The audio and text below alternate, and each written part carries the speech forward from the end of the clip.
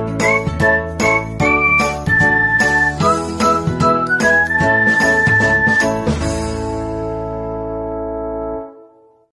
day everyone, I'm your Mr. ATL and welcome back to my channel. So today's video, we're going to discuss about operations on fractions. So we will start with addition and subtraction, followed by multiplication and division. Okay, so in here, we are going to add and subtract fractions. Example number 1, we have 7 over 12 plus 1 over 12. So this is a kind of similar fractions because the denominators are similar or the same.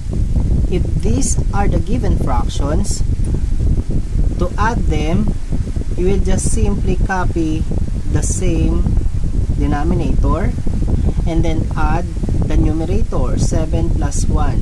7 plus 1. Okay, 7 plus 1 is 8 over 12. But 8 and 12 have a common factor of 4.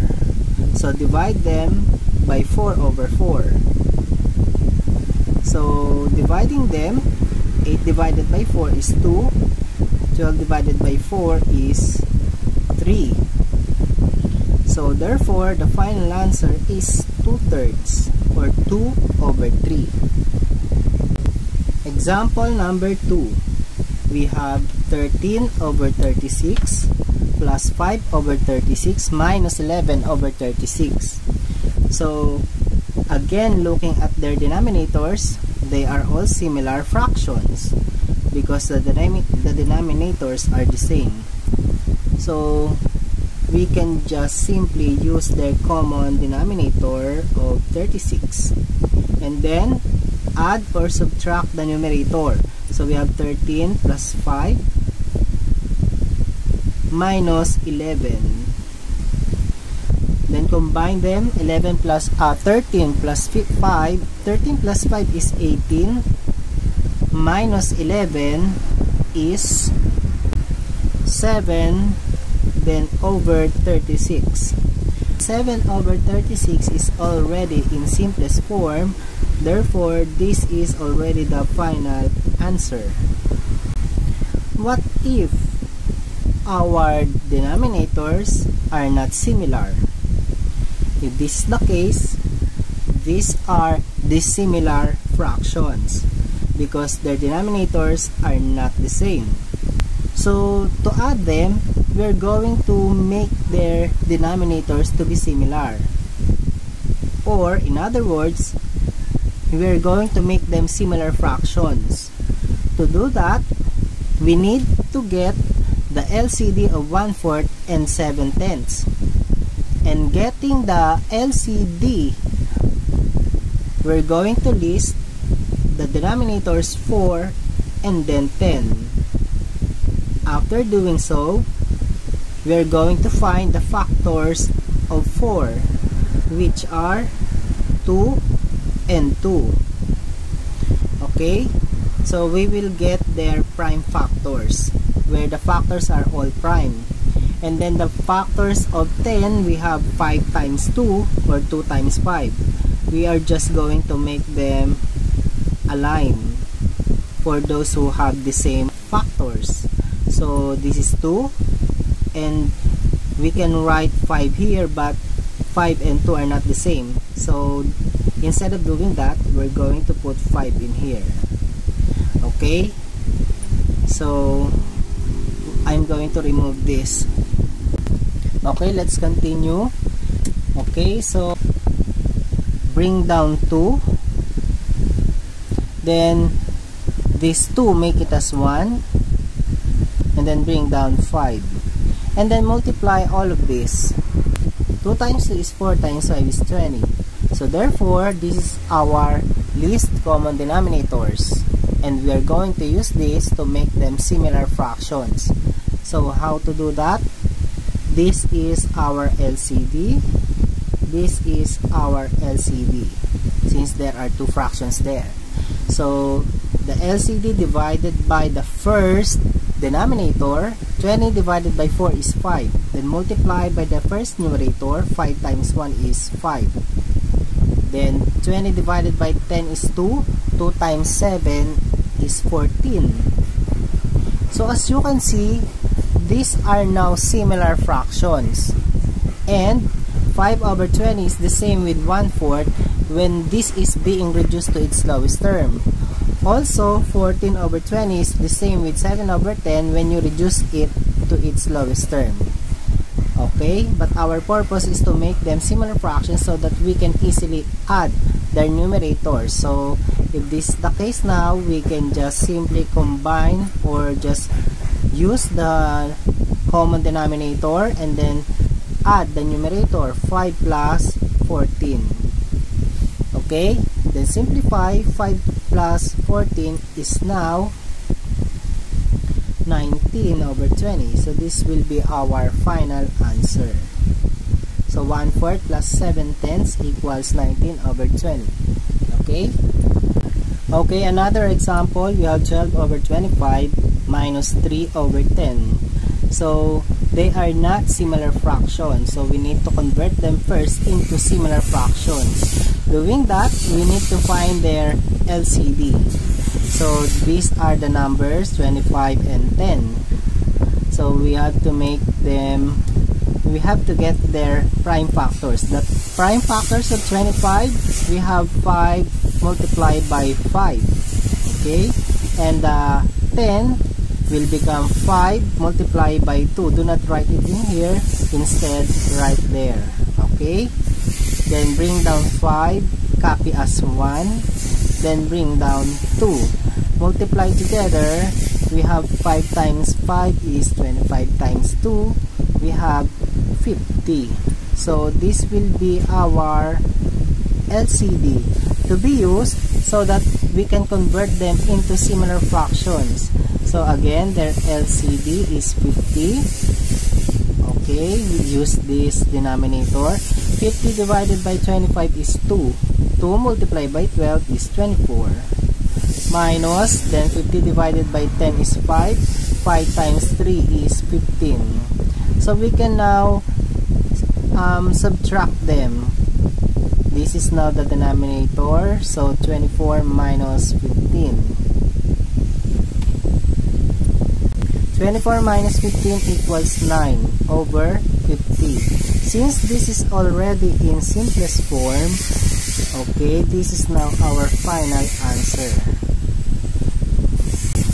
There will be no common factor for 9 and 50 except 1. If that is the case, we can say that 9 and 50 are relatively prime. So this is the final answer.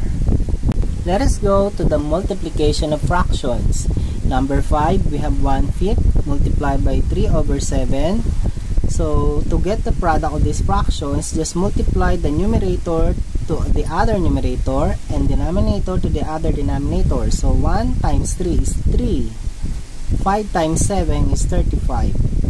So since it's already in simplest form, this is the product of 1/5 and 3 over 7. Okay? Okay, next we have number 6, 1/2 of 50. As you can see, there is no multiplication symbol, but there is a preposition of. It signifies multiplication. So 1/2 of 50 is also 1/2 multiplied by 50. Okay, and this whole number 50 has an imaginary 1. And then doing the process of multiplication, we have 1 times 50 equals 50. And then 2 times 1 equals 2.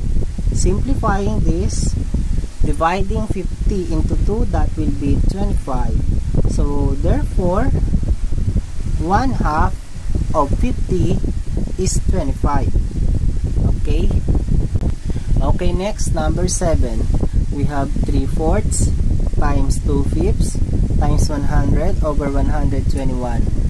So if this is the case, if we are going to follow the same procedure in multiplying fractions, we will get 3 times 2 is 6 times 100 is 600. Okay, then 4 times 5 is 20 times 121 is 242 is 2,420. Okay, so simplifying this, since the GCF of 600 and 2,420 is the GCF of these numbers is 20, then divide both sides by 20. So 600 divided by 20 is 30, and then 2,420 divided by 20 is 121. So therefore, this is the final answer. Okay, so what about in division? So how are we going to divide fractions? So let's have an example, number 8. Okay, so we have 4 over 5 divided by 10 over 13. In dividing fractions, just write the first fraction and then get the reciprocal of the other fraction. So instead of writing 10 over 13, make it 13 over 10, and then proceed in multiplication of fraction. So you know already, in multiplying fractions, multiply the numerator to numerator and denominator to denominator, or just think or look at the numerator and denominator if they have common factor. So in this case, we have 4 times 13. Using the first method, 4 times 13, we will get 52. Okay, this is 52. 5 times 10 equals 50. Okay, and then so they have a common factor of 2. Divide them by 2. So this is now 26 over 25. This is now our final answer. 26 over 25. Okay, so if you want to, if the instruction is asking for the mixed fraction, just divide them. So it will, so how to divide that? This is the 25 in the denominator, that will become your divisor, and 26 will be your dividend. So how many 25 do you have in 26? 1. Multiply 1 times 25 is 25. Then subtract 26 minus 25 is 1. So 26 over 25 is also, the quotient is 1, that will be your whole number, and then this one will become your numerator and this one will become your denominator. So again, the quotient will be your whole number, the remainder will be your numerator, the divisor will be your denominator. So 26 over 25 is also 1 and 1 over 25. Number 9, 40 divided by 1/2. Okay, so let us follow the procedure in dividing fractions. Again, this 40 will still become 40, and then 1/2, just get its reciprocal, that will become 2 over 1, and the division symbol, the obolus, by the way, this symbol is what we call obolus. Okay, so this division symbol or the obolus will become multiplication. Okay, so doing the multiplication process, 40 times 2 is 80, and 1 over 1, and 1 times 1 equals 1, and 80 over 1 is also 80. So 40 divided by 1/2 equals 80. For the last example, 3 and 1/4 divided by 1 and 1 over 8. So in this kind of fractions, which is a mixed fraction, we are going to convert this first into improper fractions. So in converting this mixed fraction into improper fraction, we are going to multiply the denominator to the whole number and then add by the numerator, and then we will use the same denominator. So let's do that. 4 times 3 equals 12. 12 plus 1 equals 13 over 4. Divided by 8 times 1 equals 8 plus 1 equals 9 over 8. Okay? And then we will get the reciprocal of the other fraction because we will just write the first fraction. This will become 8 over 9. Then the obolus or the division symbol will become multiplication. So multiplying this or finding a common factor on the numerator and denominator with 8 and 4.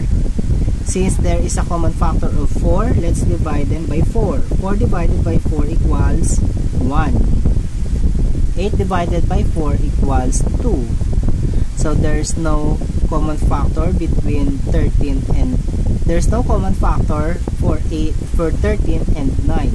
So therefore 13 times 2 equals 26. 1 times 9 equals 9.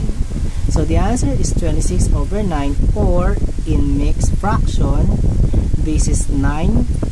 So how many 9 can we get from 26?